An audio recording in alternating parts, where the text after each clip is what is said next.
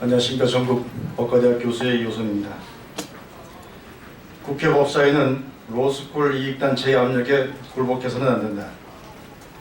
오늘 한 장의 사진을 접한 우리는 부끄러움과 한없는 분노를 느낀다.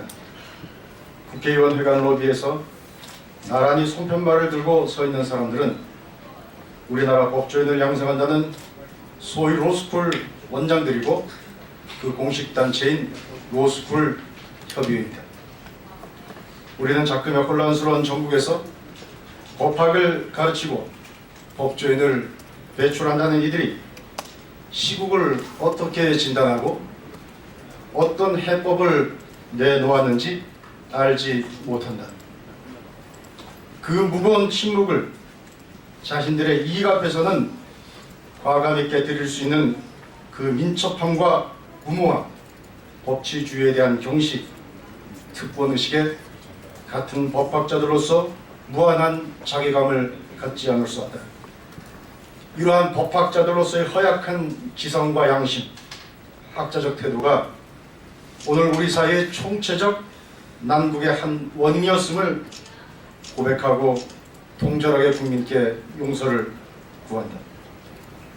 오늘 이들이 법사위원장을 찾고 집단으로 손팻말을 들고 보이는 일련의 행태가 갖는 목적은 노골적인 입법 방해와 해당 의원들에 대한 압력 행사에 있음을 이들은 굳이 감추지 않고 있다.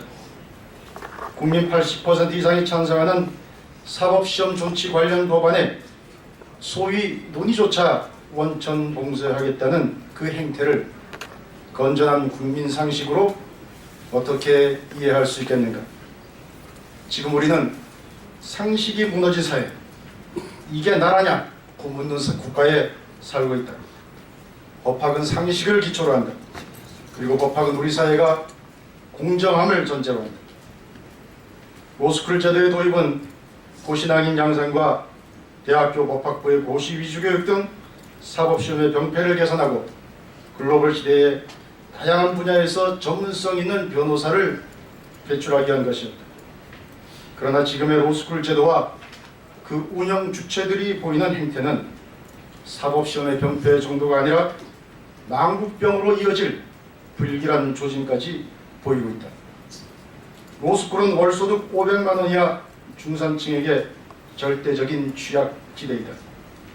로스쿨의 장학금 수혜 대상 학생 수가 가장 많은 계층이 2014년 기준 월 734만 원을 초과하는 소득 분위에 몰려있고 이들의 숫자는 소득 5, 6, 7분의 1을 다 합친 것과 같다는 사실이 이를 반증합니다. 최하위 15%를 들러리로 내세우면서 실제는 상위 10% 고관 자녀들의 법복 귀족화 도구로 로스쿨이 운영되지 않고 있다고 정명자부할 수 있는가? 입구에서 생색을 내지만 과연 출구에서 공정한지 스스로 돌아보기 바란다.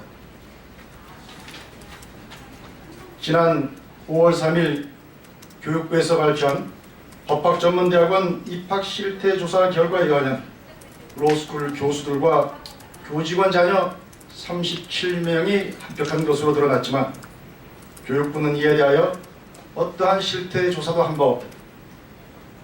이 중에 최순실의 딸 정유라와 같은 특혜 입학이 없었는지 교육부는 자신할 수 있는가? 우리는 정식으로 이 자리를 빌어 교육부와 감사원에 대하여 이 부분에 대한 전면적인 철저한 조사를 촉구한다. 학교별 등급제를 실시하여 소위 명문대 학교를 나오면 성실성 항목에서 70점을 받지만 그 이하 대학들은 A에서 D급까지 차등화시켰다가 사회적 지탄을 받은 것이 엊그제이다.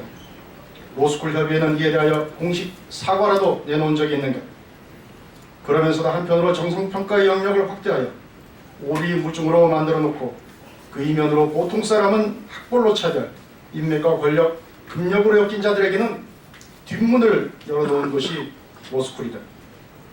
로스쿨에 근무하고 있는 교수들에게 묻는다. 만약 우리 전국 법과대학 교수회 등이 로스쿨 제도의 문제점에 대하여 계속 제기하지 않았다면 그들은 개선책을 마련할 조금의 양심이라도 가지고 있었던가? 법학이 붕괴되고 있는데도 사법시험 존치 주장을 뭉개면서 달콤한 화려하지 않는가? 로스쿨 제도와 사법시험 제도를 존치시켜 이미 엄청난 속도로 붕괴되고 있는 법학이라고 하는 학문이 살 길을 찾는데 양심 있는 로스쿨 교수들만이라도 동참하라고 호소하는 바이다. 로스쿨 학생들에게 묻겠다. 만일 그대들이 저기 경남 양산에서 오늘도 단식 투쟁을 하고 있는 사법시험 준비생들이라면 지금처럼 로스쿨이 가진 문제점에 눈 감고 기득권 뒤에 숨겠는가? 왜 공정사회를 만들자는 주장에 반대하는가? 우리가 로스쿨 제도를 폐지하라고 했던가? 그저 특수한 계층만이 아닌 모든 국민이 헌법상의 권리를 가지고 법조인이 될 수 있는 길을 열어주자고 하는 것은 여러분이 오늘도 보고 있을 헌법전과 헌법 교과서에 실려 있는 말 아닌가? 왜 상식을 거부하는가? 더불어민주당 국회의원들 및 사법시험 폐지를 주장하는 국회의원들에게 묻겠다. 노무현 대통령이 사법시험 제도를 폐지하려 할 당시 이미 1000명 이상의 사법시험 합격자 수가 나왔고 이를 통해 사법시험을 통한 계층 상승 기능은 상실되어 있었다. 혹시라도 그대들도 서울대가 독차지하고 있던 사법부를 개혁하고 싶었던 순박한 생각에 머무르고 있는가? 사법시험 존치를 주장하는 자들이 계층 상승의 사다리를 바라는 것이 아니라는 것을 똑똑히 알 필요가 있다.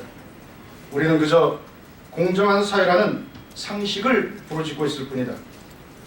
올해 사법시험 최종 합격자들 중 수석 합격자는 전자공학을 청년이다. 그리고 법학 비전공자가 22%입니다. 사법시험화에서 전공 다양성은 충분히 보장되고 있음을 보여주는 것이다. 그리고 43%에 달하는 합격자들이 30에서 34살이다. 로스쿨 교수들은 양심껏 답하라. 30에서 34살에 달하는 인적 자원이 서울의 소위 상위 몇 군데의 로스쿨의 문턱을 넘을 수 있는지 없는지 말이다. 왜 이들이 주류 법조결에 가야 할 기회가 원천 봉쇄되어야 하는가? 나이로 차별하고 금전으로 가로막고 학벌로 족쇄를 채우는 로스쿨 제도에 우회로를 남겨둬야 한다는 법안이 국회에서 논의조차 되어서는 안 된다고 집단적으로 모여 행동 강령을 짜고 의원실에 협박과 회유 문자, 팩스 보내기, 후원금 보내기 등을 하는 그대들에게 대한민국의 법치를 맡길 수 있는지 심히 우려된다. 이제 더 이상 논의를 늦추면 안 된다. 예정대로 국회 법사위 제1소위는 사법시험 존치 관련 법안을 상정 논의 후 법사위 전체회의에 회부하고 법사위는 본회의에 회부하여 대한민국 국회의원 전체의 의사를 묻도록 해야 한다. 금력과 권력으로 강고해 보이는 기득권 카르텔이 한순간에 무너질 수도 있다는 것을 우리는 지금 역사의 현장에서 목도하고 있다. 반칙과 어둠의 거래가 언제까지 지속되지 않는다는 것, 그리고 사회 공정성에 대한 갈망이 한계점에 달할 때 평범한 국민들이 이념과 가치를 떠나 어떤 선택을 하는지 작금의 사태에서 국회의원들은 교훈을 얻기 바란다. 이미 거대한 기득권이 되어버린 집단에 의해 패자부활전, 공정이라는 사회적 희망의 통로가 점점 봉쇄되는 마당에 사법시험마저 폐지되면 그 힘의 남용과 오만은 돌이킬 수 없을 정도로 명확하다. 이에 우리 정각법과대학 교수회는 민주주의와 정의의 최후 보루를 지키는 심정으로 로스쿨 폐지가 안 된다면 사법시험이라도 존치시켜 로스쿨을 견제하고 선의의 경쟁을 할 수 있도록 힘을 보태주시길 양심 있는 국민과 언론, 입법, 사법, 행정 당국자들에게 다시 한번 간곡히 호소하는 바입니다. 감사합니다. 혹시 질문 있습니까?